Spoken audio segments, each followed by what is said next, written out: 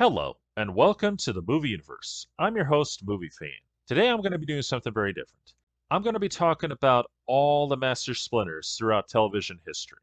Now, this kind of thing has been done before, and one guy did a real good job with it. He did his from worst to best, counting down the ones in television and in movies. Well, actually, he did all of them together. It inspired me to put my 2 cents in on this. However, I'm going to be talking about just the ones on television alone. And I've never done anything like this before, but this is a year for new beginnings, so I figured why not give it a try? First, we're definitely going to start with probably the worst Master Splinter in history, and that is the 2019 version from Nickelodeon. Ugh, what a joke. This is by far one of the worst Master Splinters I've ever seen in my life. This guy does nothing but sit down and watch TV the whole time. That's literally all he does. And of course, he does this cliche Japanese accent that you've seen like all over the place back in old cartoons and in movies. I am standing right here. That kind of thing. And not to mention, this guy's trying to be a comedy relief character. Master Splinter is not meant to be a comedy relief character. That is an insult, a complete insult to the real Master Splinter that we all know and love. What's even worse is this Master Splinter, he doesn't come off as wise at all. He just comes off as a big, fat rat who's lazy beyond belief and just happens to be their master. How this show even got off the ground is beyond me. And why it even stayed for as long as it did is an even bigger mystery. Fortunately, it's done now. And I think we can all agree this is the worst version to ever hit television. All right, we're going to move on to probably the second worst Master Splinter I've ever seen, and that would be the one from Teenage Mutant Ninja Turtles: The Next Mutation. Obviously, he looks like a big puppet, a very big puppet. In fact, he's very obvious. I give Saban a little credit, though, because when he did this, he tried to make Master Splinter more mobile. Because if you remember in the first two films, you only see him from the waist up. That's it. Because they couldn't make the legs work for him. So, and there were times that you saw a leg of his, but you never saw him all together. Unless he's sitting down or something. As for here, he's up, he's walking, and sometimes he's even fighting. And he's doing a pretty good job of it. But, the look of him just doesn't feel right, and his voice, while not bad, it just doesn't fit. I don't know what it is. It just doesn't fit. It's like they tried to make him sound a little too old. Since there's nothing else to say about him, we're going to move on to the next Master Splinter. And that would be the 2003 version. Now, this Master Splinter is probably one of the better ones. As one person who reviewed him said, he's like a Buddhist monk who is super wise and really knows how to fight. And yeah, he is actually like a Buddhist monk. I never thought about that back in the day. But yeah, he's got all the great moves, and he's actually more active in this one than he was in the classic series, which is even more awesome because, we wanted Master Splinter to be a bigger part of it.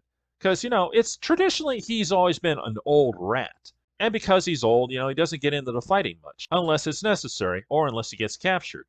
For this Master Splinter, he comes in and helps when he's needed. And there's been quite a few times when he's needed. So whenever there's trouble, he jumps into the melee. But when he's not needed, he gives wise words of wisdom. And not to mention, he does make a point of what it means to be a ninja. And now this brings us to probably the two best Master Splinters that I've ever seen. And I think you'll agree with me on this one. And that would be the 2012 version and the legendary 1987 version. This is a tough call for me. Because, I love both of these Master Splinters. It is impossible for me to say which one is the best. It all comes down to, what you think of them. For instance, we got the 2012 Master Splinter, who is very wise and definitely has all the right moves. And of course, not to mention, he has a very amazing look. And with this version, they break the mold a little because traditionally, he's old, and I mean old. We're talking like maybe 70s or 80s old. For this Master Splinter, he's middle-aged. I'd probably say late 40s, early 50s probably. At least that's the image I get out of him. Of course, that's only a guess because, they don't give us any real clue as to how old he really is. Whereas for the legendary 1987 version, well, he is the personification of Master Splinter. At least he was back then. Because, like I said, traditionally, starting from the comic book, he was old, very old. And he comes off as such. And not to mention, for him, he gets into the fighting every now and again, mostly when he's been captured. But every now and again, he does go and help the turtles. For him, it's more about wisdom. He's there to lend guidance. For instance, when the turtles are stuck trying to figure out a problem, he's always there to give wise words of advice. And that's what you would expect from a martial arts master and a father, which no doubt he is. You would expect him to give great advice. And if you were in some serious trouble and needed help, he'd be there to help you. And I know some people can actually say which one's the best. I know the review I saw said that the classic 1987 version was number 2 on the list, whereas for the 2012 version, number 1. And I'm not going to argue with that. I can see why, because, like I said, that Master Splinter had a lot going for him. And no doubt, the writing that was involved, and of course the CGI, it was great. But, it's tough to compete with a true classic. And that's the thing. And don't forget, this is the image of Master Splinter we had for the longest time. And it reigned supreme for good reason. From the late 80s all the way through the 90s. In fact, it's reigned supreme for so long that the terrible Saban version, which was the next mutation, tried to revive that, in a way. It's tough to choose which is the best one. Frankly, I'd say they're both equal. They're just, they got their own styles. For instance, this one's very old. He's literally the iconic image of Master Splinter. Whereas for this one, he is a newer version, but he's got some sweet moves, a great voice. I love his voice. It sounds wise. It sounds powerful. It sounds tough. Classic Master Splinter sounds old, but he sounds very wise. I'd have to say both of them, definitely. And that's why I didn't make this a top 5 list, because, you can't have it like that. It just doesn't feel right. And on top of that, we're trying something new here.